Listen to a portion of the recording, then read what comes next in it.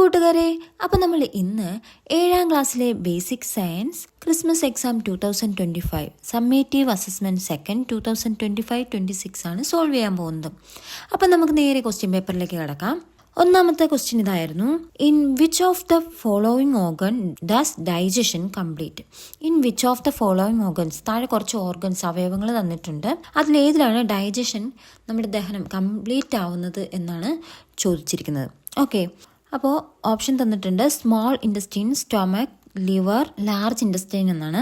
അതിൽ correct answer option A small intestine ആണ്. അപ്പോൾ ഇതിൻ്റെ കറക്റ്റ് ആൻസർ കിട്ടുന്നതിനായി നമുക്ക് ടെക്സ്റ്റ് ബുക്കിൽ പേജ് നമ്പർ 89 പോകാം. ഫസ്റ്റ് പാർട്ടിലെ 89 പോകാം. അപ്പോൾ അവിടെ ഫസ്റ്റ് ഇതിൽ കൊടുത്തിട്ടുണ്ട് ഫുഡ് ഇൻ സ്മോൾ ഇൻറ്റസ്റ്റൈൻ എന്ന് പറയുന്നത് അവിടെ റെഡ് ഇങ്ക് ചെയ്തിട്ടുണ്ട്.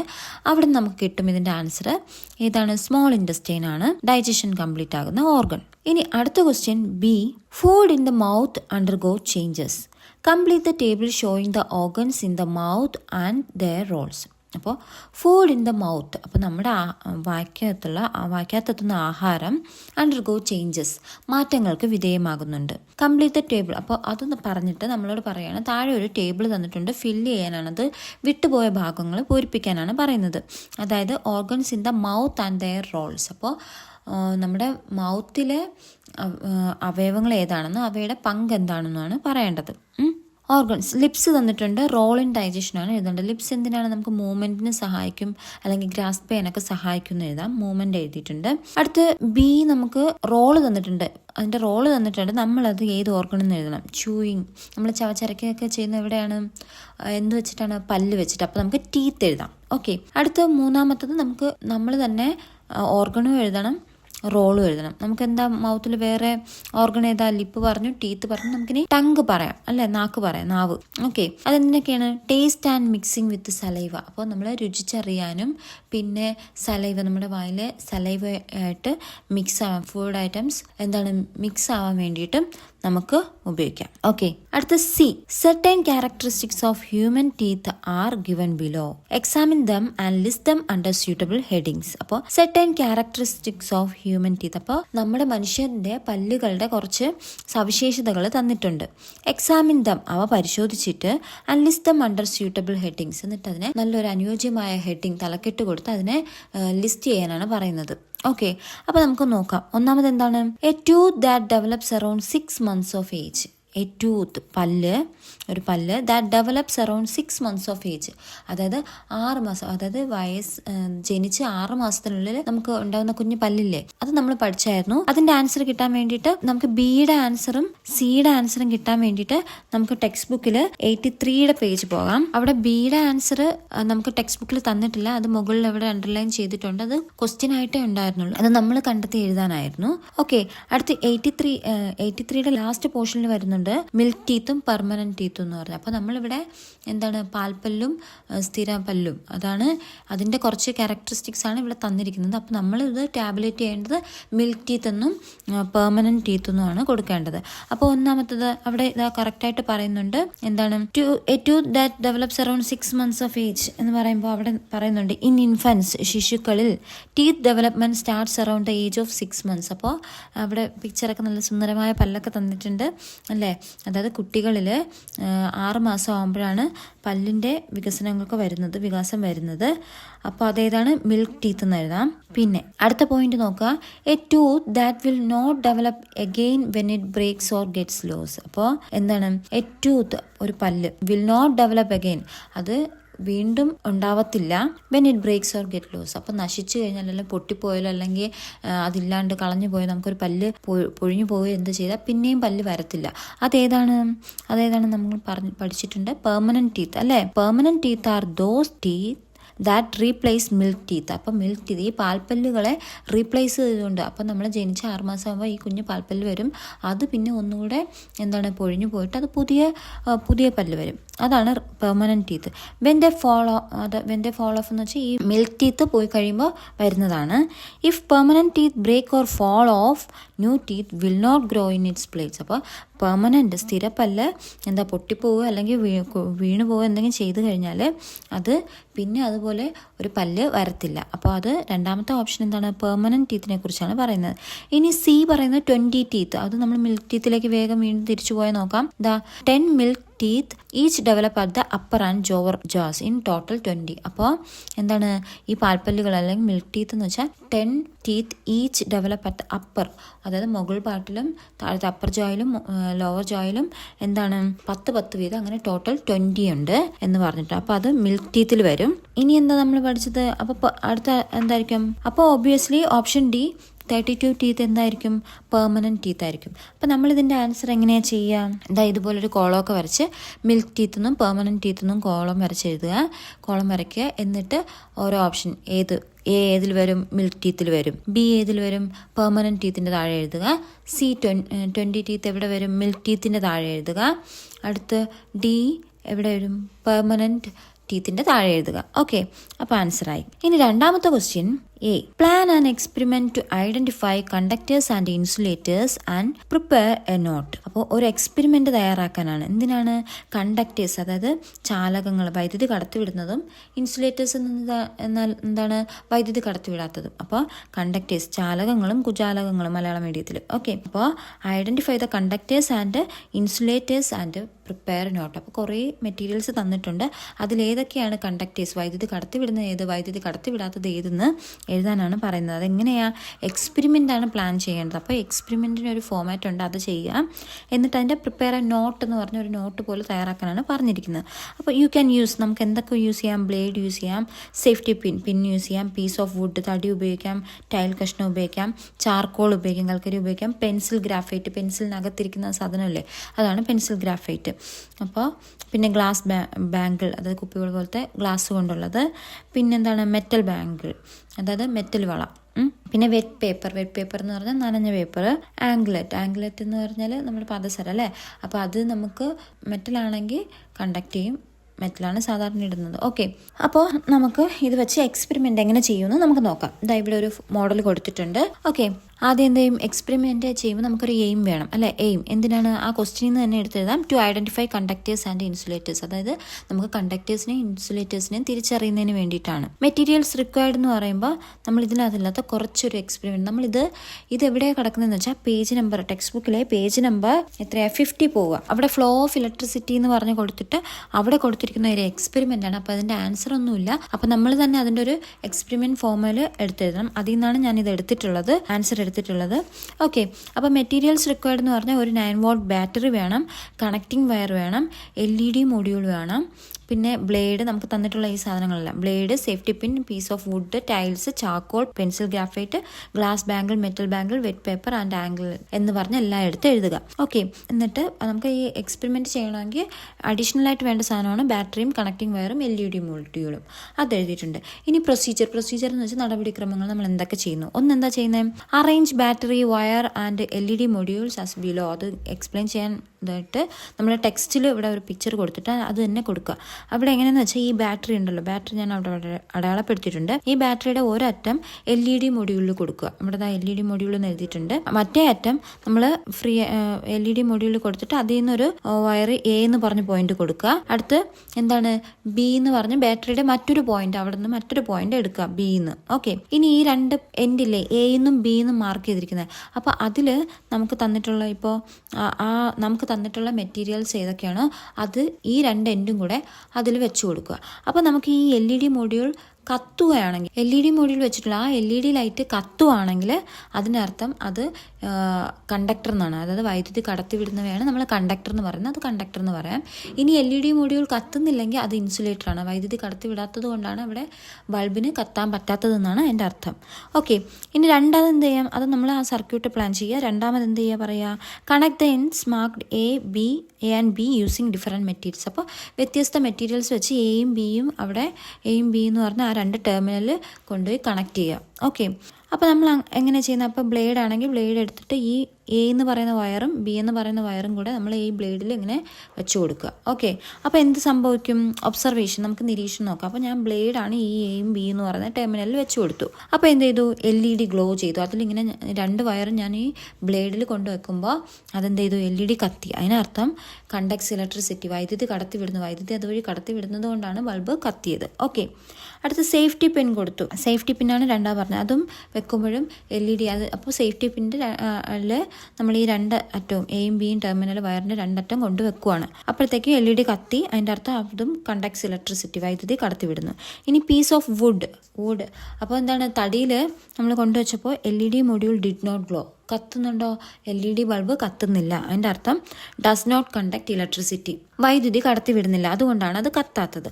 ഓക്കെ, അപ്പോൾ അതെന്തായിട്ട് ഇൻസുലേറ്റർ ആയിട്ട് പോകും. അടുത്ത ടൈലും LED module did not glow, അവിടെ ടൈലിൽ കൊണ്ട് വയ്ക്കുമ്പോഴും ഈ ബൾബ് കത്തത്തില്ല, അപ്പോൾ ഡസ് നോട്ട് കണ്ടക്ട് ഇലക്ട്രിസിറ്റി, അപ്പോൾ അതെന്താണ്, ഇൻസുലേറ്ററിൽ പോകും. ഓക്കെ, ചാർക്കോളും ഇതേ സെയിം വെച്ചു, അപ്പോഴും LED module did not glow, കത്തുന്നില്ല, അപ്പോൾ അതെന്താണ്, അതിൻ്റെ അർത്ഥം does not conduct electricity. Okay, ഇനി പെൻസിൽ ഗ്രാഫൈറ്റ് എന്ന് പറഞ്ഞാൽ നമ്മൾ എഴുതുന്ന പെൻസിലിൻ്റെ അകത്തിരിക്കുന്ന ആ സാധനമാണ്. ഓക്കെ, അപ്പോൾ പെൻസിൽ ഗ്രാഫൈറ്റ് വെച്ചപ്പോൾ LED ഗ്ലോ ചെയ്തു, അതിൻ്റെ അർത്ഥം എന്താണ്, കണ്ടക്ട്സ് ഇലക്ട്രിസിറ്റി, അപ്പോൾ വൈദ്യുതി കടത്തിവിടുന്നു, അതായത് അത് എന്താണ്, കണ്ടക്ടറാണ്. ഇനി ഗ്ലാസ് ബാങ്കിൾ എന്ന് വെച്ചാൽ കുപ്പിവള അല്ലേ? ഓക്കെ, നമ്മൾ കുപ്പിവള പോലെ ഗ്ലാസ് കൊണ്ടുള്ള ബാങ്കിൾ, അതും LED module did not glow, അതിൽ വെച്ചപ്പോൾ കത്തുന്നില്ല, അപ്പോൾ അതെന്താവും, ഡസ് നോട്ട് കണ്ടക്ട് ഇലക്ട്രിസിറ്റി എന്ന് പറയാം, അതായത് ഇൻസുലേറ്ററിൽ പോകും. ഓക്കെ, അടുത്ത മെറ്റൽ മെറ്റൽ എന്ന് വെച്ചാൽ എന്താണ്, മെറ്റൽസ് എല്ലാം എപ്പോഴും എന്താണ്, വൈദ്യുതി കടത്തിവിടുന്നതാണ് അല്ലേ? അപ്പോൾ മെറ്റൽ ബാങ്കിൾ ആണെങ്കിൽ LED കത്തുന്നുണ്ട്, കണ്ടക്ട്സ് ഇലക്ട്രിസിറ്റി, അപ്പോൾ കണ്ടക്ടർ ആയിരിക്കും.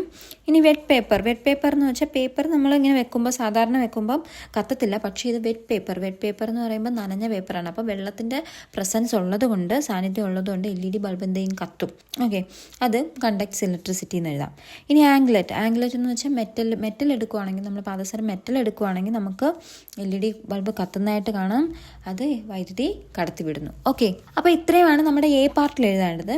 ഇനി B പാർട്ട് ചോദിച്ചിട്ടുള്ള എന്താണ്, classify and tabulate the materials you have used for the experiment under suitable titles. അപ്പോൾ ക്ലാസിഫൈ, തരംതിരിച്ചെഴുതുക, ആൻഡ് ടാബുലേറ്റ് ദ മെറ്റീരിയൽസ്, എന്നിട്ടൊരു ടേബിൾ വരച്ച് തരംതിരിച്ചെഴുതാനാണ് ഈ materials used for the experiment under suitable titles, നല്ല അനുയോജ്യമായ ഹെഡിങ് ഒക്കെ കൊടുക്കണം. അപ്പോൾ നമ്മൾ ഈ എക്സ്പെരിമെൻ്റ് വെച്ച് എന്താ പഠിച്ചത്, വൈദ്യുതി കടത്തിവിടുന്നതും വൈദ്യുതി കടത്തിവിടാത്തതും. അപ്പോൾ വൈദ്യുതി കടത്തിവിടുന്നതിന് നമുക്ക് എന്താ പറയാം, കണ്ടക്ടേഴ്സ് എന്ന് പറയാം. വൈദ്യുതി കടത്തിവിടാത്തതിന് എന്താണ്, ഇൻസുലേറ്റേഴ്സ് എന്ന് പറയാം. അപ്പോൾ നമുക്ക് ഹെഡിങ് എങ്ങനെ കൊടുക്കാം, കണ്ടക്ടേഴ്സ് ആൻഡ് ഇൻസുലേറ്റേഴ്സ് എന്ന് പറഞ്ഞു കൊടുക്കാം. എന്നിട്ട് ഞാൻ ഇവിടെ കൊടുത്തിരിക്കും പോലെ എടുത്തെഴുതിയാൽ മതി. അപ്പോൾ നമുക്ക് നേരത്തെ ആ എക്സ്പെരിമെൻറ്റ് പ്രകാരം കണ്ടക്ടേഴ്സ് എന്ന് വെച്ചാൽ വൈദ്യുതി കടത്തിവിടുന്ന ഏതൊക്കെ ഉണ്ടായിരുന്നു, blade, safety pin, metal bangle, pencil graphite, wet paper, anklet metal ആണെങ്കിൽ. ഓക്കെ, അപ്പോൾ അതെഴുതാം. ഇനി ഇൻസുലേറ്റേഴ്സ് എന്ന് വെച്ചാൽ വൈദ്യുതി കടത്തിവിടാത്തത്, അവിടെ എന്താ, ബൾബ് കത്താത്തതൊക്കെ എടുത്ത് ഇവിടെ എഴുതണം. A piece of wood, tiles, charcoal, glass bangles, അതെല്ലാം ഇവിടെ വരും. ഓക്കെ, അപ്പോൾ Bയുടെ ആൻസറും ശരിയായി. ഓക്കെ, ഇനി നമുക്ക് Cയിലോട്ട് പോകാം. C എന്ന് പറയുന്നത് ഒരു സ്റ്റേറ്റ്മെൻറ്റും ഒരു റീസണും തന്നിട്ടുണ്ട്. സ്റ്റേറ്റ്മെൻറ്റ് എന്താ പറയുന്നത്, ഓൾ മെറ്റൽസ് ആർ കണ്ടക്ടേഴ്സ്, എല്ലാ ലോഹങ്ങളും കണ്ടക്ടേഴ്സാണ്, എല്ലാ ലോഹങ്ങളും വൈദ്യുതി കടത്തിവിടുന്നു എന്നാണ് പറയുന്നത്. ഓക്കെ, റീസൺ എന്താ പറഞ്ഞത്, മെറ്റൽസ് ആർ ഇൻസുലേറ്റേഴ്സ്. അപ്പോൾ പറയുവാണ് മെറ്റൽസ് എന്താണ്, ഇൻസുലേറ്റേഴ്സ് ആയതുകൊണ്ട്. അതായത് ഇൻസുലേറ്റേഴ്സ് എന്ന് വെച്ചാൽ എന്താണ്, വൈദ്യുതി കടത്തിവിടാത്തത്. അപ്പോൾ അത് തെറ്റല്ലേ? അപ്പോൾ തന്നെ നമുക്ക് മനസ്സിലാവാം, വൈദ്യുതി കടത്തിവിടാത്തതുകൊണ്ടാണ് ലോഹങ്ങളെല്ലാം എന്താണ്, കണ്ടക്ടേഴ്സ്, വൈദ്യുതി കടത്തിവിടുന്നതെന്ന് പറയുന്നത്. അപ്പോൾ അത് മൊത്തത്തിൽ ടോട്ടലി റോങ് ആണ്. അപ്പോൾ നമുക്ക് ആൻസർ ഏതായിട്ട് എഴുതാം, option A, statement is correct and reason is wrong. Okay, അപ്പോൾ answer option A, statement is correct and reason is wrong, അതാണ് ശരിയായിട്ടുള്ള ആൻസർ. ഓക്കെ, ഇനി അടുത്ത് നമുക്ക് മൂന്നാമത്തെ ക്വസ്റ്റ്യനിലേക്ക് പോകാം. Question 3 has 2 parts, 3A and 3B. അപ്പോൾ മൂന്നാമത്തെ ക്വസ്റ്റ്യന് 3Aയും 3B എന്ന് പറഞ്ഞ 2 പാർട്ടുണ്ട്. Right either 3A or 3B. ഒന്നുകിൽ നമുക്ക് 3യിലെ A പാർട്ട് എഴുതാം, അല്ലെങ്കിൽ 3B എഴുതാം. ഓക്കെ, അപ്പോൾ പറയുവാണ് 3A. The table prepared by student on the basis of transmission or reflection of light by the objects is given below. The table prepared by a student, ഒരു കുട്ടി തയ്യാറാക്കിയ ഒരു ടേബിളാണ് ഇവിടെ കൊടുത്തിരിക്കുന്നത്. On the basis of transmission or reflection of light. അപ്പോൾ ആ കുട്ടി എന്തിൻ്റെ അടിസ്ഥാനത്തിലാണ് അവിടെ ആ ടേബിൾ ഉണ്ടാക്കിയിരിക്കുന്നത്, transmission or reflection of light. Transmission അതായത് വൈദ്യുതിയല്ല, പ്രകാശം കടന്നു പോകുന്നതും പിന്നെ റിഫ്ലക്റ്റ് ചെയ്യുന്നതും, പ്രതിഫലിച്ച് തിരിച്ച് റിട്ടേൺ ബാക്ക് ആയിട്ട് പോകുന്നതുമാണ്. അതിൻ്റെ അടിസ്ഥാനത്തിലാണ് ഇവിടെ ടേബിൾ ക്രമീകരിച്ചിരിക്കുന്നത്. Examine the table and identify the correct match. അപ്പം ഈ ടേബിള് എന്താണ്, പരിശോധിച്ചിട്ട് ഐഡൻറ്റിഫൈ ദ കറക്റ്റ് മാച്ച്, ശരിയായിട്ടുള്ള കറക്റ്റ് മാച്ച് ഏതാണെന്നാണ് പറയാൻ. ഓക്കെ, അപ്പോൾ നോക്കുക, ഒബ്ജക്റ്റ് വസ്തുക്കളും തന്നിട്ടുണ്ട്, അതിൻ്റെ പെക്യുലാരിറ്റി എന്ന് വെച്ചാൽ അതിൻ്റെ പ്രത്യേകതയും പറയുകയാണ്. ഒന്ന് കാർഡ്ബോർഡ് നമുക്കറിയാം, കാർഡ്ബോർഡ് പറയുകയാണ് ട്രാൻസ്ലസൻ്റ് ഒബ്ജക്റ്റ് എന്ന്. ശരിയാണോ? അപ്പോൾ ഇതറിയുന്നതിന് മുമ്പ് നമുക്ക് എന്തറിയണം, എന്താണ് ട്രാൻസ്ലസെൻ്റ് ഒബ്ജക്റ്റ്, എന്താണ് ട്രാൻസ്പെറൻറ്റ് ഒബ്ജക്റ്റ്, എന്താണ് മൾട്ടിപ്പിൾ റിഫ്ലക്ഷൻ, എന്താണ് ഒപ്പേക്ക് ഒബ്ജക്റ്റ് എന്നൊക്കെ അറിയണം. അപ്പോൾ നമ്മൾ ഇത് എവിടെയാണ് പഠിച്ചത്? പേജ് നമ്പർ 63, 64 ആയിട്ട് നോക്കിയാൽ മതി, അവിടെ ഉണ്ടായിരുന്നു. പേജ് നമ്പർ 63, 64 നമ്മൾ ട്രാൻസ്പെറൻറ്റ് ഒബ്ജക്റ്റ് പഠിച്ചു. അത് പഠിച്ച് നമുക്ക് മനസ്സിലാവും. പേജ് നമ്പർ അതുപോലെ 63 ഇവിടെ നമ്മൾ ആദ്യമേ ടേബിൾ ചെയ്തിട്ടുണ്ട്. Objects which transmit light completely, അതായത് പൂർണ്ണമായും പ്രകാശത്തെ കടത്തിവിടുന്നവനെയാണ് നമ്മൾ ട്രാൻസ്പെറൻറ്റ് എന്ന് പറയുന്നത്. ഓക്കെ, അടുത്ത് object which transmit light partially, അപ്പോൾ ലൈറ്റിനെ ഭാഗികമായിട്ട് കടത്തിവിടുന്നതിനാണ് നമ്മൾ ട്രാൻസ്ലസെൻ്റ് ഒബ്ജക്ട്സ് എന്ന് പറഞ്ഞത്, അല്ലേ? അത് പേജ് നമ്പർ 64 നോക്കിയാൽ മതി. Object which do not transmit light transmit ചെയ്യാത്തതിനെയാണ് നമ്മൾ എന്താണ് ഒപ്പേക്ക് ഒബ്ജക്റ്റ് എന്ന് വെച്ചാൽ. അപ്പോൾ പ്രകാശം നന്നായിട്ട് കടത്തിവിടുന്നതിനാണ് ട്രാൻസ്പെറൻറ്റ്, ഭാഗികമായി കടത്തിവിടുന്നതാണ് ട്രാൻസ്ലസെൻ്റ്, അടുത്ത് ഒട്ടും കടത്തിവിടാത്തവയാണ് ഒപ്പേക്ക് ഒബ്ജക്ട്സ്. അതിനിടയ്ക്ക് വരുന്ന മൾട്ടിപ്പിൾ റിഫ്ലക്ഷൻ നമ്മൾ പഠിച്ചു. അത് നമ്മൾ നോക്കിയാൽ പേജ് നമ്പർ 75 പഠിച്ചിട്ടുണ്ട്. അത് കഴിഞ്ഞ് നമ്മൾ കാലിഡോസ്കോപ്പ് ഒക്കെ പഠിച്ചിട്ടുണ്ട്. മൾട്ടിപ്പിൾ റിഫ്ലക്ഷൻ എന്ന് വെച്ചാൽ നമ്മൾ അവിടെ പഠിച്ചായിരുന്നു. എന്താണ് മൾട്ടിപ്പിൾ റിഫ്ലക്ഷൻ? നമ്മൾ ഒരു എക്സ്പെരിമെൻറ്റിനൊക്കെ വെച്ച് നോക്കി പഠിച്ചായിരുന്നു. എന്തായിരുന്നു? നമ്മൾ പാരലൽ മിറേഴ്സ് ഇങ്ങനെ വെച്ചിരിക്കുമ്പോൾ അതിൻ്റെ നടുക്കൊരു ക്യാൻഡിൽ വെക്കുകയാണെങ്കിൽ ഒത്തിരി image, large number of images ഉണ്ടാവും. അതിനെയാണ് മൾട്ടിപ്പിൾ, ആ പേരിൽ തന്നെ ഉണ്ട്, മൾട്ടിപ്പിൾ റിഫ്ലക്ഷൻ ഓഫ് ലൈറ്റ്. നമ്മൾ കണ്ടിട്ടില്ലേ ഈ ടെക്സ്റ്റൈൽസിലൊക്കെ പോകുമ്പോഴോ അല്ലെങ്കിൽ ജ്വല്ലറിയിലൊക്കെ പോകുമ്പോൾ ഈ മിററിൽ നമ്മുടെ തന്നെ ഒരു കുറേ ഇമേജ് കാണും, അല്ലേ? കുറേ കണ്ണാടി കൂടെ ഒരു 4-5 ഒരുമിച്ചൊക്കെ കാണത്തില്ല. അതാണ് മൾട്ടിപ്പിൾ റിഫ്ലക്ഷൻ എന്ന് പറഞ്ഞ ആ ഒരു പ്രിൻസിപ്പിൾ എന്ന് പറയുന്നത്. ഓക്കെ, അപ്പോൾ നമ്മൾ നോക്കുക, കാർഡ്ബോർഡ് എങ്ങനെയാണ്? പ്രകാശം ഫുള്ളായിട്ട് കടത്തിവിടുമോ? ഇല്ല. കാർഡ്ബോർഡ് എന്ന് പറഞ്ഞാൽ ഒട്ടും പ്രകാശം കടത്തിവിടത്തില്ല. അപ്പോൾ അത് എഴുതും 1 D ഒപ്പേക്ക് ഒബ്ജക്റ്റ് എന്ന് എഴുതാം. 2 എന്താണ്? കാലിഡോസ്കോപ്പ് എന്താണ്? കാലിഡോസ്കോപ്പ് നമ്മൾ പഠിച്ചു. ഏതാണ്? Multiple reflection. നമ്മൾ കാലിഡോസ്കോപ്പിൽ നമ്മൾ നോക്കിയിട്ടില്ല. അതിനകത്ത് നോക്കുമ്പോൾ എന്താണ്? ഒരുപാട് ഇമേജ് റിഫ്ലക്ഷൻ കിട്ടും. അപ്പോൾ അതാണ് മൾട്ടിപ്പിൾ റിഫ്ലക്ഷൻ. പിന്നെ ബട്ടർ പേപ്പർ എന്ന് വെച്ചാൽ എന്താണ്? അതിലൂടെ ലൈറ്റ് നമ്മൾ ടോർച്ചൊക്കെ എക്സ്പെരിമെൻ്റ് അല്ലാതെ അവിടെ തന്നെ ചെയ്യുന്നുണ്ടായിരുന്നു. എന്താണ്? ബട്ടർ പേപ്പർ വെച്ചിട്ട് നമ്മൾ ടോർച്ച് ലൈറ്റ് ഇങ്ങനെ കൊടുക്കുമ്പോൾ എന്തായും കുറച്ച് മാത്രമേ അപ്പുറത്ത് കിട്ടത്തുള്ളൂ. അപ്പോൾ ഭാഗികമായിട്ട് പാർഷ്യലി അതേതിൽ വരും? ട്രാൻസ്ലസെൻ്റ് ഒബ്ജക്റ്റിൽ വരും. ഇനി ഗ്ലാസ് ലാബിൽ നമ്മൾ എന്താണ്? ഒരു ടോർച്ച് അടിച്ച് നോക്കിയൊക്കെ അപ്പുറത്ത് ഫുൾ പ്രകാശവും വരും. അപ്പോൾ അതെന്താണ്? ട്രാൻസ്പെറൻറ്റ് ഒബ്ജക്റ്റ് ആണെന്ന് നമുക്ക് തിരിച്ചറിയാൻ പറ്റും. അപ്പോൾ ഇതിൻ്റെ കറക്റ്റ് ആൻസർ ഏതായതും ഓപ്ഷൻ തന്നിട്ടുള്ളത് എഴുതും. 1 നമ്മൾ കണ്ടുപിടിച്ച എന്താ? 1 D അല്ലേ? 1 D ഉള്ള ഓപ്ഷൻ ഉണ്ടോ? യെസ്, 1 D ഉള്ള ഓപ്ഷൻ ബിയും ഡിയും ഉണ്ട്. അപ്പോൾ നമ്മൾ നോക്കുക 2 ഏതാണ്? 2C അല്ലേ? 2C. Okay, 2C. അപ്പോൾ ഏതാണ്? അത് കാണുമ്പോഴേ നമുക്ക് മനസ്സിലാക്കും ആൻസർ ഓപ്ഷൻ ബി ആണ്. 1 D, 2C, 3A, അടുത്ത് 4B. ഓക്കെ, അപ്പോൾ ആൻസർ ബി ആണ് കറക്റ്റ് ആയിട്ടുള്ള ആൻസർ. അപ്പോൾ ഇനി നമുക്ക് ബി ക്വസ്റ്റ്യൻ നോക്കാം. A table showing the angle of measurement and the number of images formed by the arrangement of 2 plane mirrors are given below. Examine the table and write your inferences. Okay, അപ്പോൾ എന്താ പറഞ്ഞ ഒരു table തന്നിട്ടുണ്ട്. എന്തൊക്കെയാണ് ആ ടേബിളിനകത്തുള്ളത്? ആംഗിളും number of ഇമേജസും. ആ angle വരുമ്പോൾ എത്ര ഇമേജസ് ഫോം ചെയ്യും എന്നാണ് കൊടുത്തിട്ടുള്ളത്. എന്നിട്ട് പറയാണ് എക്സാമിൻ ദ അപ്പോൾ നമ്മൾ ആ ടേബിൾ പരിശോധിച്ചിട്ട് നമ്മൾക്ക് എന്ത് നിഗമനത്തിലെത്താന്നാണ് എഴുതേണ്ടത്. ഓക്കെ, ഇവിടെ നോക്കിയാൽ നമ്മൾ ആംഗിൾ നോക്കിയാൽ ആദ്യത്തെ ആംഗിൾ 30 ഡിഗ്രി. ആ 30 ഡിഗ്രി ആയപ്പോൾ നമ്പർ ഓഫ് ഇമേജസ് എത്രയാണെന്ന് എങ്ങനെയാണ് കണ്ടുപിടിക്കുന്നത്? Number of images is equal to ഒരു ഇക്വേഷൻ ഉണ്ട്. നമ്മളെ പേജ് നമ്പർ 76 പോയാൽ കാണും. Angle and the number of images എന്ന് പറഞ്ഞിട്ട് ഒരു കോളത്തിൽ വെച്ചിട്ടുണ്ട്. അപ്പോൾ അതാണ് നമ്മുടെ നിഗമനം. ഓക്കെ, അപ്പോൾ അത് എഴുതിയാൽ മതി. അതെങ്ങനെയാണെന്ന് ഒന്നുകൂടെ മനസ്സിലാക്കി തരാം. അപ്പോൾ നമ്മൾ ആംഗിൾ 30 ഡിഗ്രി എന്ന് എടുക്കുകയാണെങ്കിൽ നമ്പർ ഓഫ് ഇമേജസ് എങ്ങനെ വരും? ആ ഇക്വേഷനിൽ കൊടുക്കുക. നമ്മൾ 360 ഡിവൈഡഡ് ബൈ x - 1 എന്നുള്ള, അതായത് ആംഗിളിനെ എക്സ് എന്ന് എടുക്കുകയാണെങ്കിൽ അപ്പോൾ ഇമേജസ് കണ്ടുപിടിക്കാൻ 360 ഡിവൈഡഡ് ബൈ x - 1 എന്നാണ്. അപ്പോൾ ആംഗിൾ ഇവിടെ 30 ആകുമ്പോൾ എങ്ങനെ വരും? 360 ഡിവൈഡഡ് ബൈ 30 - 1 എന്ന് വരും. അപ്പം നമുക്ക് എങ്ങനെയാ 0 ക്യാൻസലായി പോവും അല്ലേ? വെട്ടിക്കളയാം നമുക്ക്. പിന്നെ 36നെ 3 കൊണ്ട് ഡിവൈഡ് ചെയ്യുമ്പോൾ നമുക്ക് 12 കിട്ടും.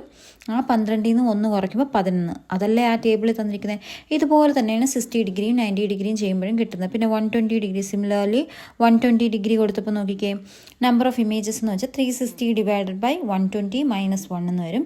ആ 0 നമുക്ക് പോവാം, ക്യാൻസൽ ചെയ്യും. അപ്പോൾ ബാക്കി 36 ഡിവൈഡ് ബൈ 12 എന്ന് കിട്ടും. അപ്പോൾ 36നെ നമ്മൾ 12 കൊണ്ട് ഡിവൈഡ് ചെയ്യുമ്പോൾ നമുക്ക് 3 കിട്ടും. ഓക്കെ, 3 - 1 അത് എത്രയാണ്? അപ്പോൾ 3 - 1 എന്ന് പറയുന്നത് നമുക്ക് 2 കിട്ടും. ഓക്കെ, അപ്പോൾ അതല്ലേ അവിടെ നമ്പർ ഓഫ് ഇമേജസ് തന്നിരിക്കുന്നത്. ഇത് നമുക്ക് ടെക്സ്റ്റ് ബുക്കിൽ ചെയ്യാനുള്ളതായിരുന്നു. അപ്പോൾ ഇങ്ങനെയാണ് ചെയ്യുന്നത്. അപ്പോൾ നമ്മളടുത്ത് ചോദിച്ചിരിക്കുന്നത് എന്ത് ഇൻഫറൻസിലെത്താന്ന്, എന്ത് നിഗമനത്തിലെത്താമെന്നാണ്. അപ്പോൾ നിഗമനത്തിന് എന്തെഴുതും, നമുക്ക് എങ്ങനെ എഴുതാം? If the angle is X degree then the number of images is 360 divided by X minus 1 എന്ന് എഴുതാം. അതാണ് നമ്മുടെ നിഗമനം. അപ്പോൾ അങ്ങനെ എഴുതി നമുക്ക് മാർക്ക് കിട്ടും. ഓക്കെ, ഇനി അടുത്ത C question. Which device is used by the sailors travelling in submarines in the deep sea to find enemies? What characteristics of plane mirror is used here? Okay, അപ്പോൾ വിച്ച് ഡിവൈസ്, ഏത് ഡിവൈസാണ് used by sailors?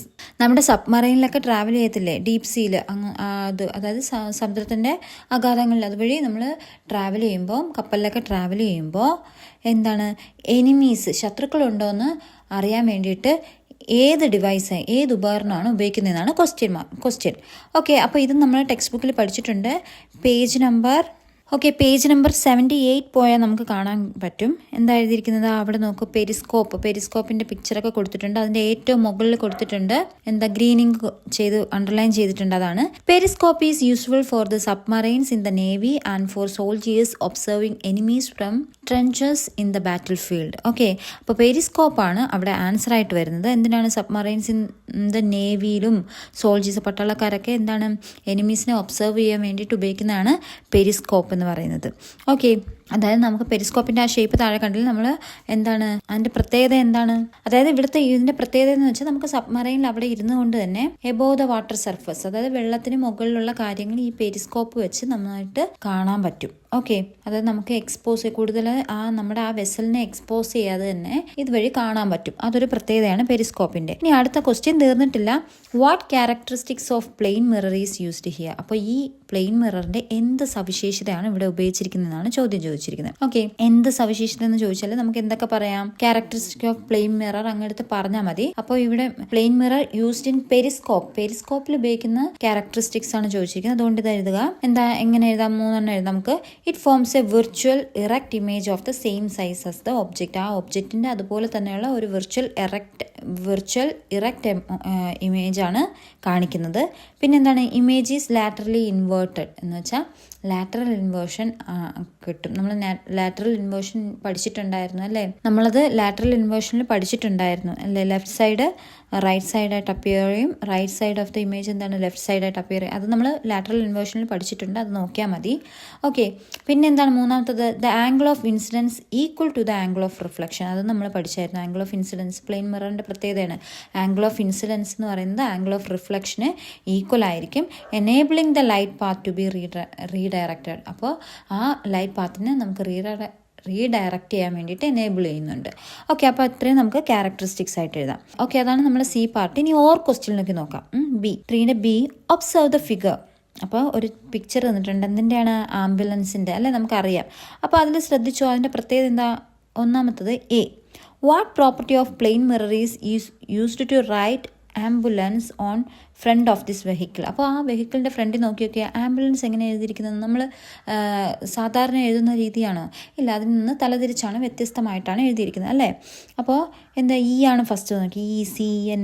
നമ്മൾ സാധാരണ AMB അങ്ങനല്ലേ right എഴുതി പോകുന്നത്. അപ്പോൾ പക്ഷേ ഇവിടെ നേരെ തിരിച്ചാണ് എഴുതിയിരിക്കുന്നത്. അപ്പോൾ എന്തുകൊണ്ടാണ് ഇങ്ങനെ എഴുതിയിരിക്കുന്നതാണ് ക്വസ്റ്റ്യൻ. അപ്പോൾ എന്താണ് ചോദ്യം എന്ന് വെച്ചാൽ what property of plane mirror. അപ്പോൾ ഈ പ്ലെയിൻ മിററിൻ്റെ ഏത് പ്രോപ്പർട്ടിയാണ് ഇങ്ങനെ എഴുതാനുള്ള കാരണം എന്നാണ് ചോദിക്കുന്നത്. ഈ വെഹിക്കിൾ ഇങ്ങനെ എഴുതുന്നതിന് കാരണം എന്തെന്നാണ് ചോദിച്ചിരിക്കുന്നത്. അപ്പോൾ ഏത് പ്രോപ്പർട്ടിയാണ്? നമുക്ക് ആൻസറിന് വേണ്ടിയിട്ട് പേജ് നമ്പർ 72 പോവാം. അവിടെ ഏതാണ്? ലാറ്ററൽ ഇൻവേർഷനാണ്. അവിടെ പേജ് നമ്പറിൽ നോക്കിയാൽ നമുക്കറിയാം ആംബുലൻസിൻ്റെ പിക്ചറൊക്കെ കൊടുത്തിട്ടുണ്ട്. എന്നിട്ട് എന്താ, നിങ്ങൾ ഈ vehicle having you seen this vehicle, what would be the reason for writing like this, അതെന്നൊക്കെ ചോദിച്ചിട്ടുണ്ട്. പക്ഷെ അതിനകത്ത് ടെക്സ്റ്റ് ബുക്കിൽ ആൻസറിൽ നമ്മൾ കണ്ടെത്താനായിരുന്നു. അപ്പോൾ എന്താണ് പ്രോപ്പർട്ടി ഏതെന്ന് ചോദിച്ചാൽ ലാറ്ററൽ ഇൻവേർഷനാണ് പ്രോപ്പർട്ടി. ഇനി അടുത്ത ക്വസ്റ്റ്യൻ എന്താണ്? അതിൻ്റെ കൂടെ തന്നെ ഉണ്ട്, how does this help drivers of the vehicles moving in front of this vehicle. അപ്പോൾ how does this help drivers. അപ്പോൾ ഇതെങ്ങനെയാണ് ഡ്രൈവേഴ്സിനെ ഹെൽപ്പ് ചെയ്യുന്നത്? Of vehicles moving in front of the vehicle.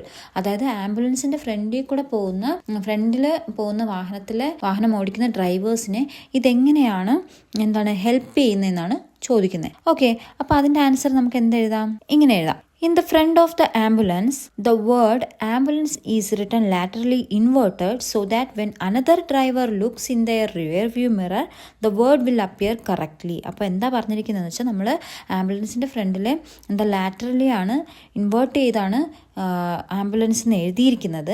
അതെന്തിനാണെന്ന് വെച്ചാൽ when another driver looks in their rear view mirror. നമുക്കറിയാം ഫ്രണ്ടിൽ കൂടെ പോകുന്ന ഡ്രൈവർ എന്ത് നോക്കിയിരിക്കും, റിയർ വ്യൂ മിറർ നോക്കിയാണ് പുറകിലുള്ള അല്ലെ സൈഡിൽ, നമുക്കറിയാമല്ലോ സൈഡിലുള്ള ആ മിററിൽ കൂടെ നോക്കിയാണ് പുറകിലുള്ള വണ്ടി നോക്കുന്നത്. അല്ലാതെ തിരിഞ്ഞിരുന്ന് ഡ്രൈവ് ചെയ്യാൻ പറ്റത്തില്ലല്ലോ. അപ്പോൾ ആ റിയർ വ്യൂ മിററിൽ കൂടെ നോക്കുമ്പോൾ the word will appear correctly. അപ്പോൾ അതിൽ കൂടെ നോക്കുമ്പോൾ ആ വേർഡ് കറക്റ്റായിട്ട് നേരെ തിരിഞ്ഞ്, നമ്മൾ നേരത്തെ ലാറ്ററൽ ഇൻവേർഷൻ പഠിച്ചായിരുന്നു. എന്തുമായിരുന്നു, left side of an object appears as the right side of the image എന്നാണ് പറഞ്ഞത്. അതായത് ഒരു വസ്തുവിൻ്റെ ലെഫ്റ്റ് സൈഡ് ഇമേജിൽ വരുമ്പോൾ എന്തായിരിക്കും, റൈറ്റ് സൈഡും. ഇനി right side of the object, ഒരു വസ്തുവിൻ്റെ റൈറ്റ് സൈഡ് ഇമേജിൽ വരുമ്പോൾ എന്തായിരിക്കും, ലെഫ്റ്റ് സൈഡായിട്ടുമാണ് കാണപ്പെടുന്നത്. അതിനെയാണ് നമ്മൾ ലാറ്ററൽ ഇൻവേർഷൻ എന്ന് പറഞ്ഞത്. അപ്പോൾ ആംബുലൻസിൽ നിന്ന് തിരിച്ചിങ്ങനെ എന്താണ് ഈ ലാറ്ററലി ഇൻവേർട്ടഡ് ആയിട്ട് എഴുതി കഴിഞ്ഞാൽ നമുക്ക് ഫ്രണ്ടിൽ വാഹനം ഓടിക്കുന്ന ഡ്രൈവറിന് ആ റിയർ വ്യൂ മിററിൽ കൂടെ കറക്റ്റായിട്ട് ആംബുലൻസിൽ നിന്ന് വായിക്കാൻ പറ്റും. അപ്പോൾ അതിന് വേണ്ടിയിട്ടാണ്. And this let's the driver give way for the ambulance. അപ്പോൾ ഇതെന്ത് ചെയ്യും, ആ ഡ്രൈവറിന് ആംബുലൻസിന് വഴി കൊടുക്കാനായിട്ട് പെട്ടെന്ന് സഹായിക്കും. ഓക്കെ, അപ്പോൾ അത്ര എഴുതി നമുക്ക് മാർക്ക് സ്കോർ ചെയ്യാം. ഓക്കെ, ഇനി അടുത്ത ക്വസ്റ്റ്യനിലേക്ക് നോക്കാം.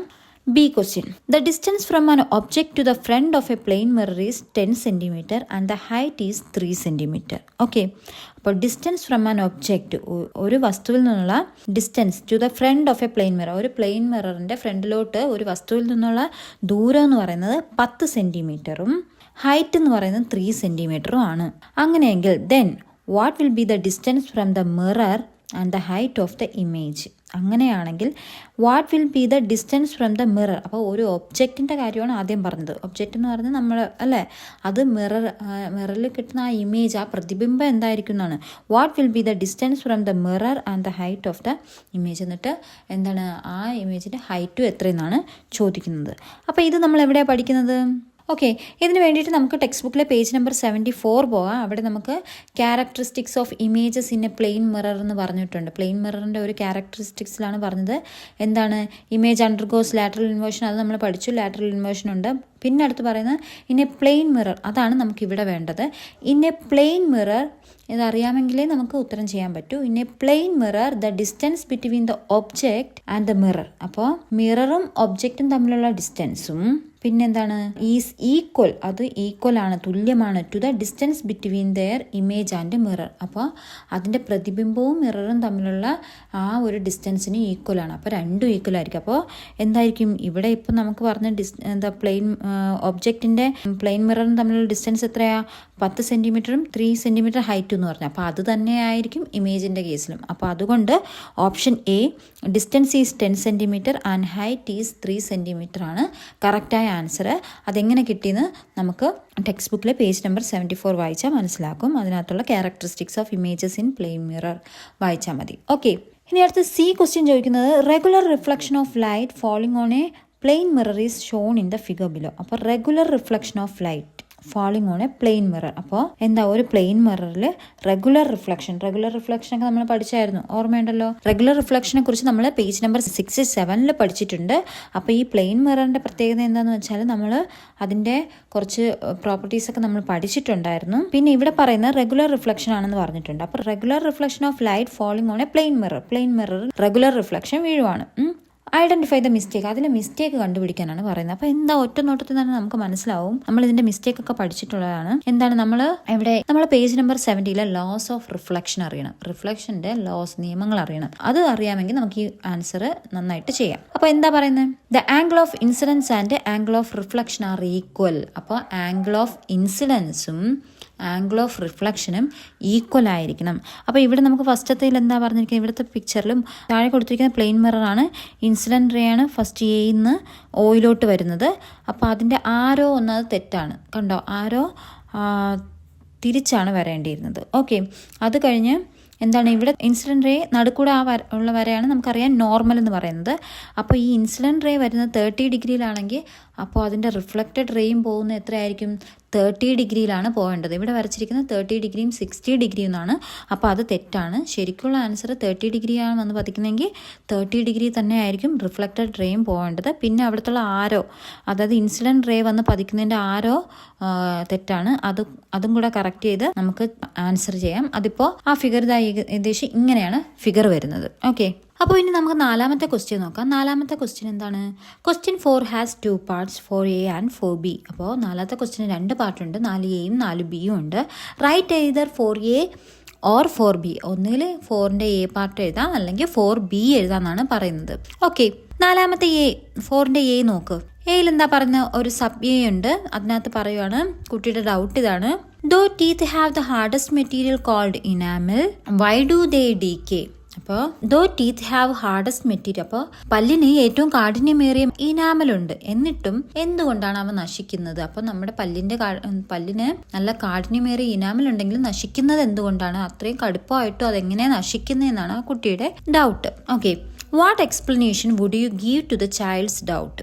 വാട്ട് എക്സ്പ്ലനേഷൻ, എന്ത് എക്സ്പ്ലനേഷനാണ് നിങ്ങൾ ആ കുട്ടിയുടെ ഡൗട്ടിന്, സംശയത്തിന് കൊടുക്കാൻ ഉദ്ദേശിക്കുന്നതാണ് ക്വസ്റ്റ്യൻ. ഓക്കെ, അപ്പോൾ അതിന് വേണ്ടിയിട്ട് നമുക്ക് ഇത് നമ്മുടെ ടെക്സ്റ്റ് ബുക്കിൽ പേജ് നമ്പർ 85, 86 കിടപ്പുണ്ട്. അത് വായിച്ചാൽ നിങ്ങൾക്ക് മനസ്സിലാവും. അവിടെ ഇതാ നോക്കിക്കോ, റെഡിങ് ചെയ്ത് കൊടുത്തിട്ടുണ്ട്. Enamel which is A calcium compound. അപ്പോൾ ഇനാമൽ എന്ന് പറഞ്ഞ ഒരു കാൽഷ്യം കോമ്പൗണ്ട് ആണ്. റിയാക്ട്സ് വിത്ത് ലാക്റ്റിക് ആസിഡ്. അപ്പോൾ അത് ലാക്റ്റിക് ആസിഡുമായിട്ട് റിയാക്ട് ചെയ്യും.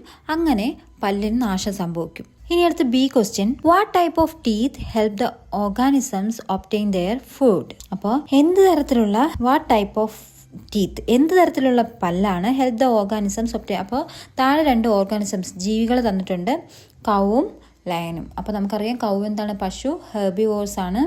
അടുത്ത് എന്താണ്? ലയൻ ഏത് ഗണത്തിൽ പെടുന്നത്? കാർണിവോർസ് ആണ്. ഓക്കെ, അപ്പോൾ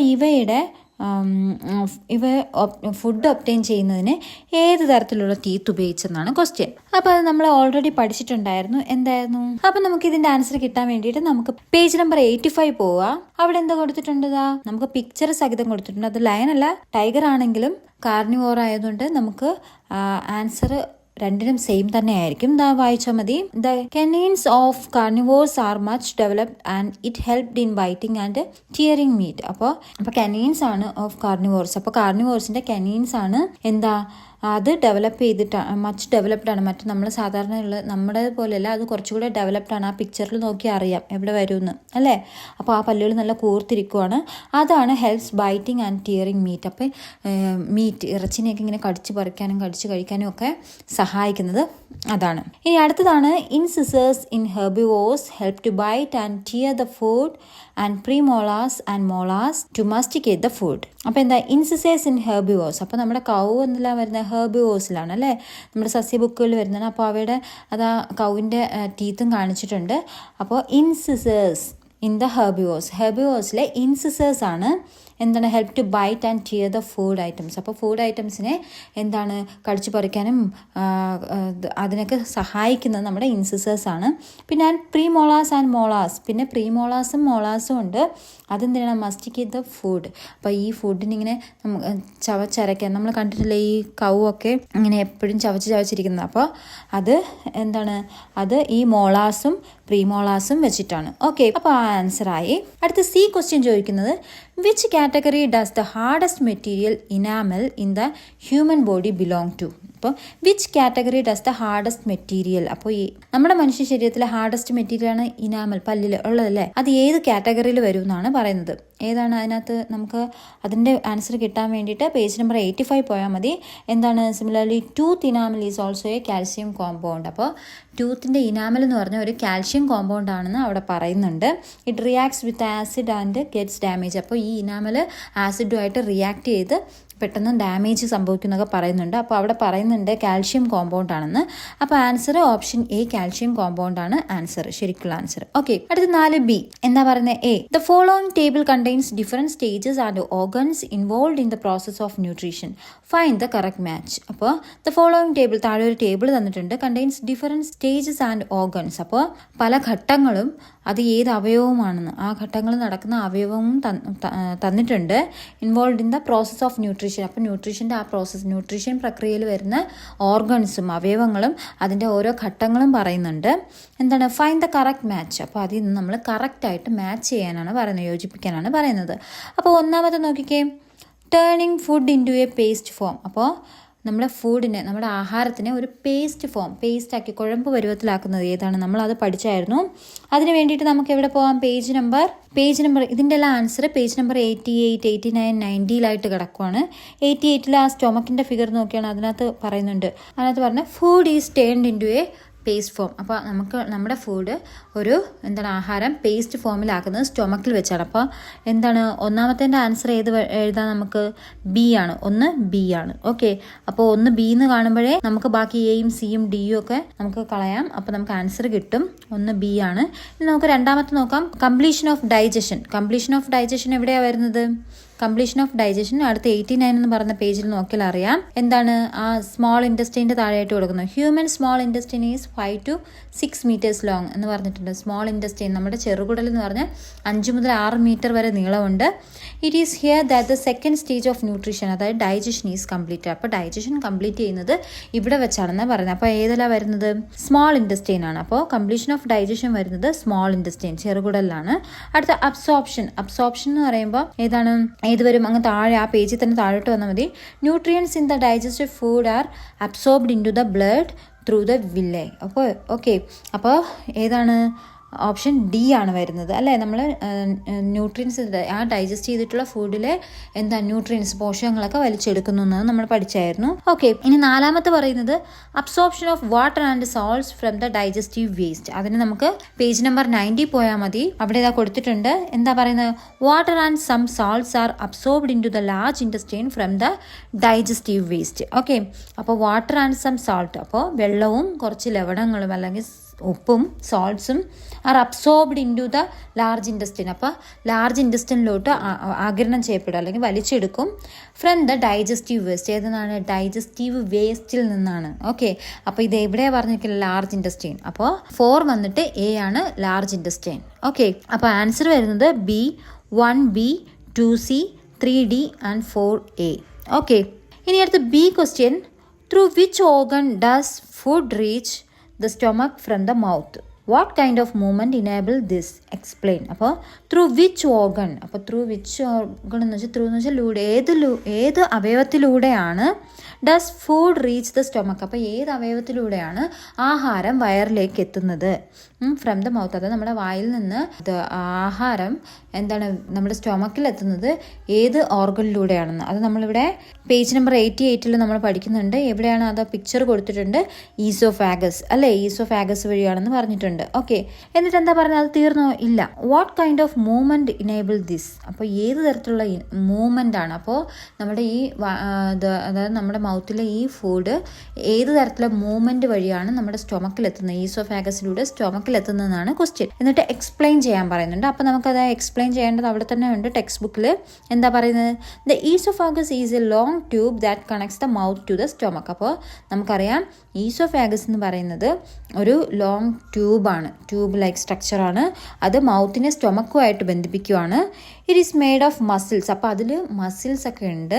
ദ വേവ് ലൈക്ക് മൂവ്മെൻറ്റ്, അപ്പോൾ മൂവ്മെൻറ്റ് പറയുന്നുണ്ട്. ദ വേവ് ലൈക്ക്, അതായത് വേവ് പോലെ, wave like movement of oesophageal walls. അപ്പോൾ ആ ഈസോഫാഗൽ വാൾ, അതിൻ്റെ ഭിത്തിയിൽ വേവ് ലൈക്ക് മൂവ്മെൻറ്റ്സ് ഉണ്ട്, ചലനമുണ്ട്. Helps food to reach the stomach. അതാണ് ഈ വേവ് ലൈക്ക് മൂവ്മെൻറ്റ് ഉള്ളത് കൊണ്ടാണ് ഈ ഭക്ഷണം നമ്മുടെ സ്റ്റൊമക്കിൽ എത്തുന്നത്. This movement is called peristalsis. അപ്പോൾ ഏത് മൂവ്മെൻറ്റാണെന്ന് ചോദിച്ചാൽ എന്താണ്? പെരിസ്റ്റാൾസിസ് എന്ന് പറയാം. ആ മൂവ്മെൻറ്റിനെ വിളിക്കുന്ന പേരാണ് പെരിസ്റ്റാൾസിസ്. ഓക്കെ, ഇനി അടുത്ത C question. Digestive juices which help in digestion and the organs that secrete them are given below. Complete the table. അപ്പോൾ ഡൈജസ്റ്റീവ് ജ്യൂസസ്, അപ്പോൾ നമ്മൾ ദഹനത്തിന് വേണ്ടിയിട്ട് ഉപയോഗിക്കുന്ന ഡൈജസ്റ്റീവ് ജ്യൂസസും which help in the digestion, അപ്പോൾ ഓരോ ഡൈജഷനിലും സഹായിക്കുന്ന ആ digestive juice and the organs, അത് ഉൽപ്പാദിപ്പിക്കുന്ന ഓർഗൻസും ദാറ്റ് സെക്രേറ്റ് ദം. അപ്പോൾ ഈ ജ്യൂസിനെ പ്രൊഡ്യൂസ് ചെയ്യുന്ന ഓർഗൻസും തന്നിട്ടുണ്ട്. പക്ഷെ അത് പൂർണ്ണമായിട്ടില്ല, ടേബിൾ കംപ്ലീറ്റ് ചെയ്യാനാണ് പറയുന്നത്. അപ്പോൾ ഒന്നാമത് സലൈവ പറഞ്ഞിട്ടുണ്ട്. അത് സെക്രേറ്റിംഗ് ഓർഗൻ ഏതാണ്? അത് ഏതിൽ നിന്നാണ്? നമ്മൾ ടെക്സ്റ്റ് ബുക്കിൽ പേജ് നമ്പർ 87 കാണിക്കുന്നുണ്ട്. സലൈവറി ഗ്ലാൻഡ്സ് ആണ്. അപ്പോൾ സലൈവറി ഗ്ലാൻഡ് ആണ്. അടുത്ത് ബൈൽ. ബൈൽ നമ്മൾ എന്നാ എവിടെയാ പറഞ്ഞത്? ബൈൽ അത് പേജ് നമ്പർ 89 പോയാൽ മതി. Bile produced by the liver. അപ്പോൾ ഏതാണ്? ലിവർ ആണ് അവിടുത്തെ ആൻസർ. ഓക്കെ, ഇനി അടുത്ത സി എന്ന് പറഞ്ഞാൽ ഫില്ല് ചെയ്യാനാണ് പറഞ്ഞിരിക്കുന്നത്. നമുക്ക് സെക്രീറ്റിംഗ് ഓർഗൻ തന്നിട്ടുണ്ട് പാൻക്രിയാസ്. അപ്പോൾ പാൻക്രിയാസ് അതും എവിടെ കിടക്കുന്നുണ്ട്? അതിന് തൊട്ടടുത്തായി കിടക്കുന്നുണ്ട്. Pancreatic juice produced by the pancreas. അപ്പോൾ അവിടെ ആൻസർ ആയിട്ട് വരുന്നത് പാൻക്രിയാറ്റിക് ജ്യൂസ് ആണ്. അപ്പോൾ സി പാൻക്രിയാറ്റിക് ജ്യൂസ് എന്ന് എഴുതാം. ഇനി അടുത്ത് ഹൈഡ്രോക്ലോറിക് ആസിഡ് തന്നിട്ടുണ്ട്. അതിന്റെ ഡി എഴുതാനാണ് പറഞ്ഞിരിക്കുന്നത്. സെക്രീറ്റിംഗ് ഓർഗൻ ഏതാണെന്നാണ് ചോദിച്ചിട്ടുള്ളത്. ഹൈഡ്രോക്ലോറിക് ആസിഡ് അതിന്റെ സെക്രീറ്റിംഗ് ഓർഗൻ ഏതാണെന്ന് ചോദിച്ചാൽ നമുക്ക് അതിനുവേണ്ടി നമുക്ക് പേജ് നമ്പർ 88 പോവാം. Stomach wall also produces small amount of hydrochloric acid. അപ്പോൾ സ്റ്റൊമക് വാളിൽ ഹൈഡ്രോക്ലോറിക് ആസിഡ് പ്രൊഡ്യൂസ് ചെയ്യുന്നത്. അപ്പോൾ ഏതാണ് ഹൈഡ്രോക്ലോറിക് ആസിഡ്? ഏത് വരും? സ്റ്റൊമക് വരും. ഓക്കെ, അപ്പോൾ ഇനി നമുക്ക് അഞ്ചാമത്തെ ക്വസ്റ്റ്യൻ നോക്കാം. 2 steel tumblers which could not be separated easily got separated when they were immersed in hot water. അപ്പോൾ 2 steel tumblers, അപ്പോൾ 2 സ്റ്റീൽ ടംബ്ലേഴ്സ് ഉണ്ട്. അത് നമുക്ക് സെപ്പറേറ്റ് ചെയ്യാൻ പറ്റില്ല, ഇങ്ങനെ പറ്റി പിടിച്ചിരിക്കുവാണ്. Separated easily got separated when they were immersed in hot water. അപ്പോൾ നമ്മൾ രണ്ടും ഒരുമിച്ച് ചേർന്നിരിക്കുന്ന ആ സ്റ്റീൽ ടംബ്ലേഴ്സിനെ നമ്മൾ ഹോട്ട് വാട്ടർ ചൂട് വെള്ളത്തിൽ മുക്കിയപ്പോൾ അത് പെട്ടെന്ന് അത് സെപ്പറേറ്റഡ് ആയി വേർതിരിച്ചെടുക്കാൻ പറ്റി എന്നാണ് പറയുന്നത്. ഒന്നാമത്തെ question, what property of heat is benefited here. അപ്പോൾ ഹീറ്റിൻ്റെ എന്ത് സവിശേഷതയാണ് ഇവിടെ ബെനിഫിറ്റഡ്, അതിന് നേട്ടമായത് എന്നാണ്. ഓപ്ഷൻ തന്നിട്ടുണ്ട്. തെർമൽ എക്സ്പാൻഷൻ, കണ്ടക്ഷൻ, കൺവെക്ഷൻ, റേഡിയേഷനും തന്നിട്ടുണ്ട്. നമുക്കിതിൻ്റെ ആൻസർ കിട്ടാൻ നമുക്ക് പേജ് നമ്പർ 119 പോയാൽ മതി. അവിടെ തെർമൽ എക്സ്പാൻഷൻ ഓഫ് സോളിഡ്സ് എന്നൊക്കെ പറഞ്ഞിട്ട് ആ ഒരു ഭാഗത്ത് വായിച്ചു നോക്കിയാൽ മതി. അവിടെ ഇത് പറയുന്നുണ്ട്. എന്താണ്?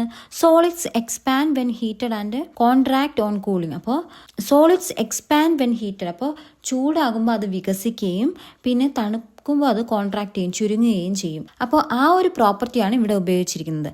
അപ്പോൾ ആൻസർ എന്തെന്ന് വരും? തെർമൽ എക്സ്പാൻഷൻ ആണ് കറക്റ്റ് ആൻസർ. ഓക്കെ, ഇനി രണ്ടാമത്തെ question B, classify the following objects based on transmission of heat and give suitable headings. Okay, അപ്പോൾ കുറച്ച് ഒബ്ജെക്ട്സ് വസ്തുക്കൾ തന്നിട്ടുണ്ട് based on transmission of heat. അപ്പോൾ അതിൽ ഹീറ്റ് ട്രാൻസ്മിഷൻ, അതായത് ഹീറ്റ് ചൂട് കടത്തിവിടുന്ന തരത്തിൽ എന്താണ് അതിനെ ക്ലാസിഫൈ ചെയ്യുക, തരംതിരിക്കുക, എന്നിട്ട് അനുയോജ്യമായ തലക്കെട്ടൊക്കെ കൊടുത്ത് ടേബിൾ കംപ്ലീറ്റ് ചെയ്യാനാണ് പറഞ്ഞിരിക്കുന്നത്. അപ്പോൾ എന്തൊക്കെയാണ് ഇവിടെ തന്നിട്ടുള്ളത്?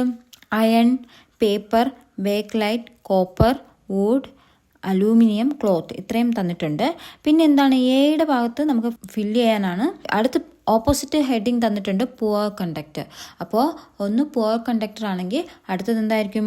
ഗുഡ് കണ്ടക്ടർ ആയിരിക്കും അല്ലേ? അപ്പോൾ അത് നമുക്ക് ഇതിൻ്റെ ആൻസർ എവിടെയുണ്ട്? നമുക്ക് ഈ ചാപ്റ്ററിൽ തന്നെ പേജ് നമ്പർ 114 പോയാൽ മതി. അവിടെ നോക്ക്, ഈ സെയിം ക്വസ്റ്റ്യൻ ഗുഡ് കണ്ടക്ടേഴ്സും പുവർ കണ്ടക്ടേഴ്സും ഒക്കെ കൊടുത്തിട്ടുണ്ട്.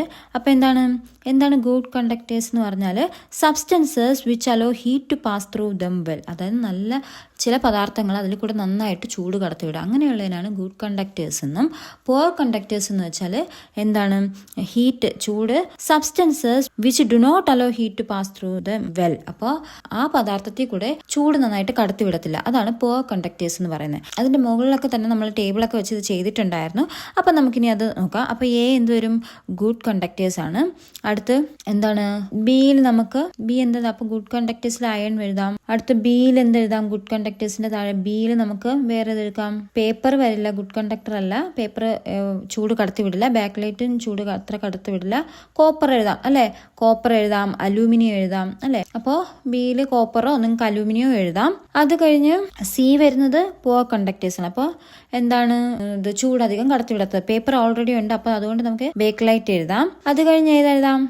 ഡിയിൽ നമ്മൾ അലൂമിനിയം അല്ലെങ്കിൽ കോപ്പർ. ഓക്കെ, അപ്പോൾ അതെഴുതാം. നമുക്ക് ഇതിൽ നേരത്തെ അലൂമിനിയം എഴുതിയുണ്ട്, കോപ്പർ എഴുതിയിട്ടുണ്ട്. ഓക്കെ, അപ്പുറത്ത് ക്ലോത്ത് എന്താണ്? പുവർ കണ്ടക്ടേഴ്സ് എന്ന് ഓൾറെഡി തന്നിട്ടുണ്ട്. അപ്പോൾ ഇങ്ങനെ നമുക്ക് ടേബിൾ കംപ്ലീറ്റ് ചെയ്യാം. ഇനി അടുത്ത സി ക്വസ്റ്റ്യൻ ചോദിക്കുന്നത് how is heat loss prevented in a hot box. അപ്പോൾ നമ്മൾ ഹോട്ട് ബോക്സിനെ കുറിച്ചും ഈ ചാപ്റ്റർ തന്നെയാണ് പഠിച്ചത്. അപ്പോൾ അതിന് വേണ്ടിയിട്ട് നമുക്ക് പേജ് നമ്പർ 118, അപ്പോൾ പേജ് നമ്പർ 118 പോകാം. അവിടെ ഇതാ ഹോട്ട് ബോക്സ് എന്ന് പറഞ്ഞ് തന്നിട്ടുണ്ട്. അപ്പോൾ അതിന് ചോദിച്ചിരിക്കുന്ന ഹൗ ഈസ്, എങ്ങനെയാണ് heat loss is prevented in a hot box. അപ്പോൾ ഒരു ഹോട്ട് ബോക്സിന് അത് ഞാൻ ആൻസർ അത് റെഡിങ് ചെയ്തിട്ടുണ്ട്. അപ്പോൾ എന്താണ് ഒരു ഹോട്ട് ബോക്സ് എന്ന് വെച്ചാൽ? ഒരു ഹോട്ട് ബോക്സ് എന്ന് വെച്ചാൽ is a system used to reduce the use of cooking fuel and to keep cooked food items from losing heat. അപ്പോൾ എന്താണ്, നമ്മുടെ ഈ കുക്ക് ചെയ്യുന്നുള്ള ആ ഫ്യൂൽ, ആ പാചകം ചെയ്യാനുള്ള ഇന്ധനത്തെ റെഡ്യൂസ് ചെയ്യാനും, എന്നിട്ട് എന്താണ്, ഈ പാചകം ചെയ്ത് വെച്ച സാധനങ്ങളെ ചൂട് നഷ്ടപ്പെടാതെ സൂക്ഷിക്കുന്നതിന് വേണ്ടി ഉപയോഗിക്കുന്നതാണ് ഈ ഹോട്ട് ബോക്സ് എന്ന് പറയുന്നത്. In this food items can be kept without losing heat for an average of 8 hours. അപ്പോൾ 8 മണിക്കൂർ വരെ ചൂട് നഷ്ടപ്പെടാതെ ഇരിക്കും എന്നാണ് പറയുന്നത്.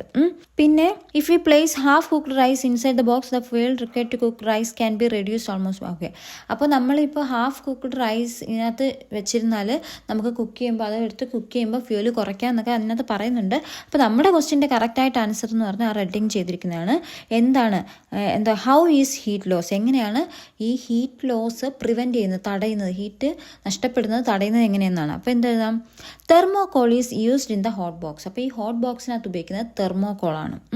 As it is a poor conductor, നമുക്കറിയാം തെർമോകോൾ എന്ന് വെച്ചാൽ പുവർ കണ്ടക്ടറാണ്. അപ്പോൾ ഹീറ്റ് എന്താണ്, കടത്തിവിടത്തില്ല.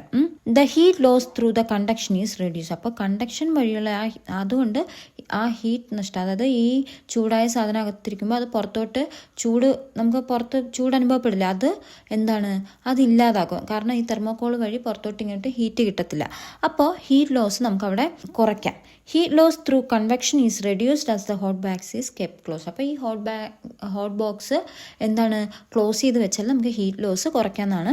അപ്പോൾ അതാണ് അവിടുത്തെ ആൻസർ ആയിട്ട് വരുന്നത്. ഇനി 6ാമത്തെ ക്വസ്റ്റ്യൻ നോക്കാം. Dates, leafy vegetables, seeds and dried fruits R food items that are rich in iron. അപ്പോൾ എന്താണ്, ഡേറ്റ്സ് നമുക്കറിയാം, ഡേറ്റ്സ് കഴിക്കാറുണ്ട്. ലീഫി വെജിറ്റബിൾസിൽ ഇലഹാരങ്ങൾ, പിന്നെ വിത്തുകൾ, ഡ്രൈഡ് ഫ്രൂട്ട്സ്, അങ്ങനെയുള്ളതൊക്കെ നമുക്ക് അയൺ റിച്ച് ആണ്, അതായത് അതിലൊക്കെ ധാരാളം അയൺ കണ്ടന്റ് ഉണ്ടെന്നാണ് പറയുന്നത്. What is the role of iron in the circulatory system. അപ്പോൾ നമ്മുടെ സർക്കുലേറ്ററി സിസ്റ്റത്തിലെ അയണിൻ്റെ പങ്ക് എന്തെന്നാണ് ചോദിക്കുന്നത്. അപ്പോൾ ഇതിൻ്റെ ആൻസർ കിട്ടാൻ നമുക്ക് പേജ് നമ്പർ 128 പോവാം. അവിടെ ആ സർക്കുലേറ്ററി സിസ്റ്റത്തിന് താഴെ ഹ്യൂമൻ ബ്ലഡ് എന്ന് പറഞ്ഞിട്ട് അവിടെ കൊടുത്തിട്ടുണ്ട്. അപ്പോൾ എന്താ അവിടെ അയണിൻ്റെ പങ്ക് എന്തെന്നാണ് ചോദിക്കുന്നത്. അപ്പോൾ അയണിൻ്റെ പങ്ക് എന്താണെന്ന് അവിടെ റെഡിങ് ചെയ്തിട്ടുണ്ട്. എന്താണ്, the red colour of the blood is due to the presence of pigment called haemoglobin. അപ്പോൾ നമുക്കറിയാം നമ്മുടെ ശരീരത്തിലെ രക്തത്തിൽ ചുവപ്പ് നിറമാണെന്ന്. അപ്പോൾ അതിന് ചുവപ്പ് നിറം കൊടുക്കുന്നത് ഹീമോഗ്ലോബിൻ ആണ്. Okay, iron and protein are the main components of haemoglobin. അപ്പോൾ ഈ ഹീമോഗ്ലോബിൻ്റെ പ്രധാന ഘടകങ്ങളാണ് അയണും പ്രോട്ടീനും. അപ്പോൾ ഇരുമ്പടങ്ങിയ ആഹാരങ്ങൾ കഴിക്കണമെന്ന് പറയുമ്പോൾ അപ്പോൾ നമുക്കിപ്പോൾ മനസ്സിലായ അയണിൻ്റെ നെസസിറ്റി, അതായത് അയൺ റിച്ച് ഫുഡ്, അയൺ അടങ്ങിയ ഭക്ഷണം നന്നായിട്ട് കഴിച്ചില്ലെങ്കിൽ ഹീമോഗ്ലോബിൻ്റെ അളവ് കുറയും. അപ്പം ഹീമോഗ്ലോബിൻ്റെ മെയിൻ കമ്പോണൻ്റ് എന്ന് പറയുന്നത് അയണും പിന്നെ പ്രോട്ടീനുമാണ്. ഓക്കെ, അപ്പോൾ ഇതാണ് അയണിൻ്റെ പങ്ക്. ഓക്കെ, അപ്പോൾ അതാണ് നമ്മുടെ ആൻസർ. ഇനി അടുത്ത ബി ക്വസ്റ്റ്യൻ നോക്കാം. A table on circulatory system is given below. അപ്പോൾ സർക്കുലേറ്ററി സിസ്റ്റത്തിൽ ഒരു ടേബിൾ തന്നിട്ടുണ്ട്. ആ ടേബിൾ നമുക്ക് പിക്ചറായിട്ട് പേജ് നമ്പർ 129 കൊടുക്കുന്നുണ്ട്. ബ്ലഡ് എന്നൊക്കെ പറഞ്ഞിട്ട് പേജ് നമ്പർ 129 തൊട്ടടുത്ത പേജ് നോക്കിയാൽ മതി. Okay, complete the table appropriately. അപ്പോൾ ഈ ടേബിൾ നല്ല അപ്രോപ്രിയേറ്റ് ആയിട്ട് പൂർത്തീകരിക്കാനാണ് പറയുന്നത്. അപ്പോൾ എന്താണ്, കമ്പോണൻറ്റ് ഓഫ് ബ്ലഡും പെക്യൂലിയാരിറ്റി, പ്രത്യേകതകളും, പിന്നെ അതിൻ്റെ ഫംഗ്ഷൻ, അതിൻ്റെ ധർമ്മം എന്താണെന്നാണ് ടേബിൾ തന്നിരിക്കുന്നത്. അപ്പോൾ നമ്മൾ ആദ്യം തന്നിരിക്കുന്നത് പ്ലാസ്മയാണ്. പ്ലാസ്മ നമ്മൾ പഠിച്ചായിരുന്നു, അതിൽ തന്നെ കൊടുത്തിട്ടുണ്ട്. എന്താണ്, liquid part of the blood. അപ്പോൾ ബ്ലഡിലെ ലിക്വിഡ് ദ്രാവക ഭാഗമാണ് നമ്മുടെ പ്ലാസ്മ എന്ന് പറയുന്നത്.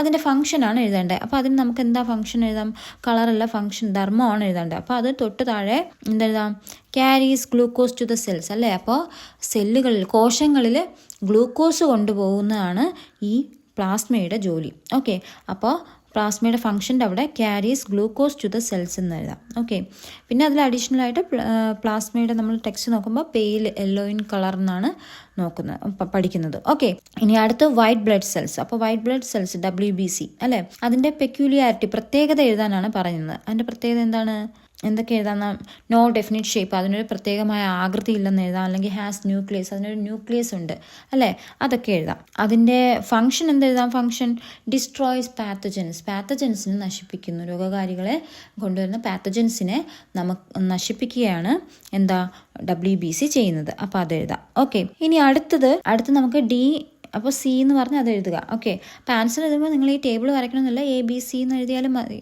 ഓക്കെ, D എന്ന് എഴുതിയാൽ മതി, എന്നിട്ട് ഓരോന്ന്.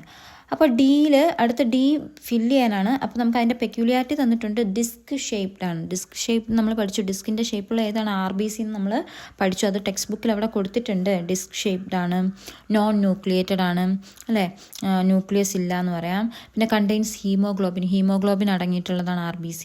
അതിൻ്റെ ധർമ്മം എന്താണ്? Transports oxygen and carbon dioxide. ഓക്സിജനെയും കാർബൺ ഡൈ ഓക്സൈഡിനെയും വഹിച്ചു കൊണ്ടുപോകുന്ന അതിൻ്റെ ട്രാൻസ്പോർട്ടിന് സഹായിക്കുന്നതാണ് RBC എന്ന് പറഞ്ഞത്. അപ്പോൾ അത് ഫംഗ്ഷനിൽ തന്നിട്ടുണ്ട്. Exchange of oxygen and carbon dioxide. അപ്പോൾ അത് കാണുമ്പോൾ നമുക്കറിയാം എന്താണ് കമ്പണന്റ് ഓഫ് ദി ബ്ലഡ് ഏതാണത്? റെഡ് ബ്ലഡ് സെൽ എന്ന് നമുക്ക് എഴുതാം. ഓക്കെ, ഇനി അടുത്ത് last question C. Name the double membrane which covers the heart. അപ്പോൾ ഡബിൾ മെംബ്രെയിൻ, ഇരട്ട ആവരണം. Okay, that covers. അപ്പോൾ ഹൃദയത്തെ പൊതിഞ്ഞു സൂക്ഷിക്കുന്ന ഡബിൾ മെംബ്രെയിൻ ഏതാണെന്നാണ് ചോദിക്കുന്നത്. ഏതാണ്? അതിൻ്റെ ആൻസറിന് വേണ്ടി നമുക്ക് ടെക്സ്റ്റ് ബുക്ക് പേജ് നമ്പർ 131 പോവാം. അപ്പോൾ അവിടെ എന്താണ് answer? The heart is covered by a double layered membrane called pericardium. അപ്പോൾ ആൻസർ ഏതാണ്? പെരികാർഡിയം ആണ് അവിടുത്തെ ആൻസർ. ഓക്കെ, അപ്പോൾ ഇത്രയുമാണ് നമ്മുടെ 7ാം ക്ലാസ്സിലെ ബേസിക് സയൻസ് ക്വസ്റ്റ്യൻ പേപ്പറിൻ്റെ ആൻസർക്ക്. അപ്പോൾ നിങ്ങൾക്ക് ഈ വീഡിയോ ഇഷ്ടമായിട്ടുണ്ടെങ്കിൽ, വീഡിയോ മനസ്സിലായിട്ടുണ്ടെങ്കിൽ, എൻ്റെ ക്ലാസ് മനസ്സിലായിട്ടുണ്ടെങ്കിൽ വീഡിയോ ലൈക്ക് ചെയ്യാനും ചാനൽ സബ്സ്ക്രൈബ് ചെയ്യാനും പിന്നെ നിങ്ങളുടെ വിലയേറിയ അഭിപ്രായങ്ങൾ കമൻ്റ് ആയിട്ട് രേഖപ്പെടുത്താനും മറക്കണ്ട. അപ്പോൾ അടുത്ത ക്ലാസ്സിൽ വീണ്ടും കാണുന്നവരേക്കും this is me Deepa Javi signing of.